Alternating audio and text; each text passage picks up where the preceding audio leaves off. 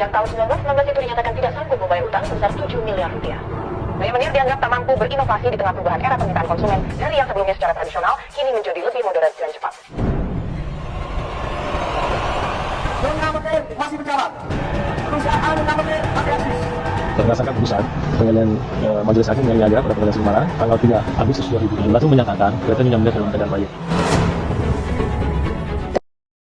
Assalamualaikum warahmatullahi wabarakatuh. Perkenalkan, saya dari kelompok 16 dari kelas 04 SMJK 002 Prodi Manajemen dengan saya Sabila Uleimani. Saya Lindari Puspitasari. Di video studi kasus ini kita akan membahas mengenai kasus kebangkrutan PT Jamu Cap Nyonya Menir. Sebelum kita bahas lebih dekat, kita jelaskan sedikit dulu latar belakang perusahaan ini.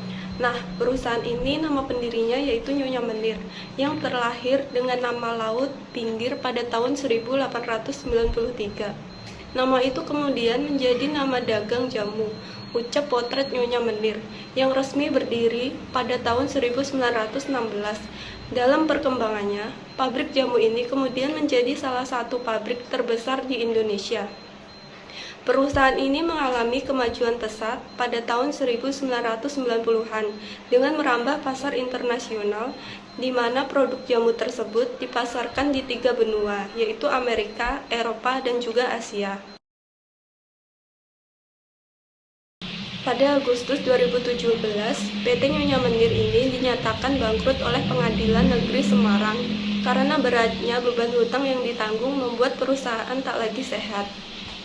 Selain kebal hutang, sengketa perebutan kekuasaan antar keluarga disebut-sebut menjadi pemicu bangkrutnya perusahaan.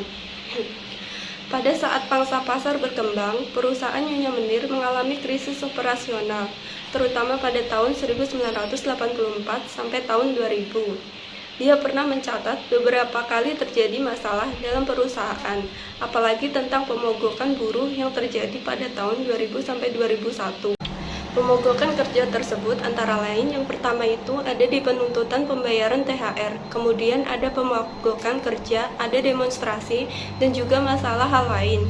Selain itu, terdapat juga sengketa perebutan kekuasaan antar generasi ketiga hingga ke meja hijau operasional perusahaan yang saat itu dipegang oleh 5 cucu Nyonya Menir, akhirnya diambil alih oleh Charles Ong Saerang yang merupakan salah satu cucu dari Nyonya Menir yang membeli warisan cucu lainnya untuk mengakhiri perebutan kekuasaan. Sejak perbaikan manajemen di bawah kepemimpinan Charles Saerang, tidak tercapai lagi masalah kepegawaian di perusahaan ini, hingga akhirnya perusahaan menghadapi perkara hutang terhadap 35 kreditur sebanyak 89 miliar secara keseluruhan.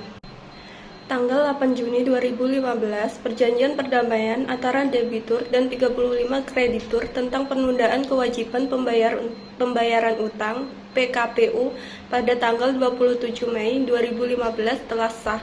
Namun perjanjian perdamaian tersebut kemudian dinyatakan batal pada tanggal 3 Agustus 2017. Hal ini dikarenakan selama 60 hari masa perjanjian tersebut, 35 kreditur menilai PT Nyonya Menir tak sungguh-sungguh membayar hutang sehingga mereka meminta supaya perjanjian perdamaian dibatalkan. Dan pada tanggal 4 Agustus 2017, Pengadilan Negeri Semarang mengeluarkan putusan yang menyatakan PT Nyonya Menir dalam keadaan palilit atau bangkrut. Nah, dari kebangkrutan PT Nyonya Menir ini, ada beberapa titik pembelajaran yang bisa kita ambil. Yang pertama itu, terkait penyesuaian dengan perubahan yang sangat cepat.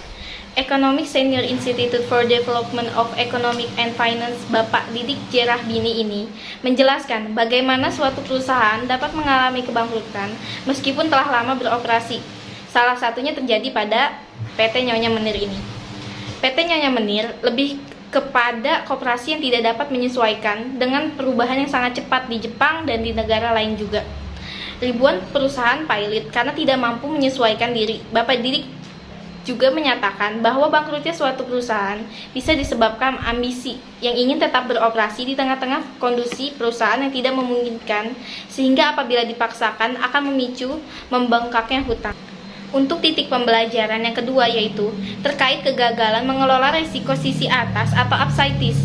Kegagalan risiko sisi atas adalah ketidakmampuan perusahaan mengeksploitasi hal-hal baik atau kesempatan yang ada untuk penciptaan nilai perusahaan. Dalam hal ini, mereka sebenarnya sudah sempat memperoleh dari 3 benua tapi gagal memanfaatkan momentum sehingga tidak ada cerita lebih lanjut apapun dari pengembangan pasar tersebut. Berbagai kemungkinan dapat menjadi penyebab kegagalan perusahaan mengeksploitasi risiko yang berbeda antar pasar mancanegara dengan pasar lokal sampai pada ketidakmampuan melakukan sinkronisasi strategi proses rantai pasokan atau supply chain dan rantai nilai value dan otorisasi.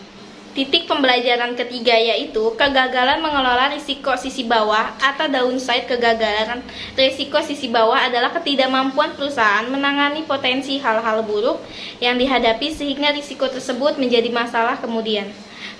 Menggerus nilai perusahaan dalam hal ini beberapa risiko sisi bawah yang kemudian menjadi masalah kronis organisasi adalah pemogokan kerja, demokrasi HAM, dan penundaan pembayaran utang perusahaan. Selain menghadapi permasalahan operasional, pertikaian keluarga yang tidak kunjung reda membuat visi operasional organisasi semakin memburuk. Sebagai akibatnya, permasalahan operasional cenderung terbengkalai atau ditangani pada saat sudah terlalu lama. Titik pembelajaran yang keempat, manajemen risiko dan tata kelola. Ketidaktataan kelola yang baik menjadi risiko inheren yang sangat besar dan fundamental karena berpengaruh pada semua jenjang pengambil keputusan dan aksi mulai dari keputusan strategis sampai operasional. Keputusan strategis yang tidak bisa atau good corporate governance kerap mengedepankan bukan kepentingan organisasi, tapi melainkan kepentingan individu pemegang saham yang bisa berbeda-beda antara pemegang saham satu dengan yang lainnya. Bahkan bisa saja kepentingan individual mereka bertentangan dengan kepentingan terbaik. Ketidaksinkronan hal ini bisa menjadi risiko strategis siap akan dampak jangka panjang bagi kelanjutan organisasi. Di tingkat operasional, yang tidak GCG Trump menghasilkan arahan yang tidak konsisten dan bahkan menimbulkan kebingungan dalam eksekusi dengan banyaknya unsur keluarga dalam perusahaan. Dan dengan adanya ketidaktegasan pengambilan peran, tanggung jawab, anggota Polri yang terlibat terjadilah kekalutan dalam proses bisnis operasional. Titik pemilihan yang terakhir yaitu penanganan yang terlambat. Akibat dari tidak tertanganinya risiko strategis dan operasional, timbul berbagai permasalahan, baik permasalahan sedang pertikaian, keluarga, maupun permasalahan operasional yang berlarut-larut.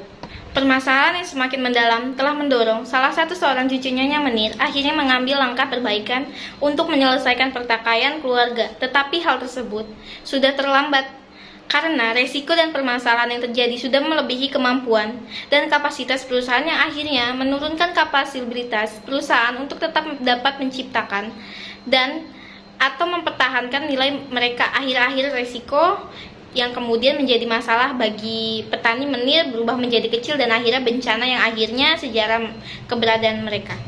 Sekian video studi kasus dari kelompok kami, kelompok 16, mengenai kebangkrutan PT Jamu Nyonya Menir. Kurang lebihnya mohon dimaafkan.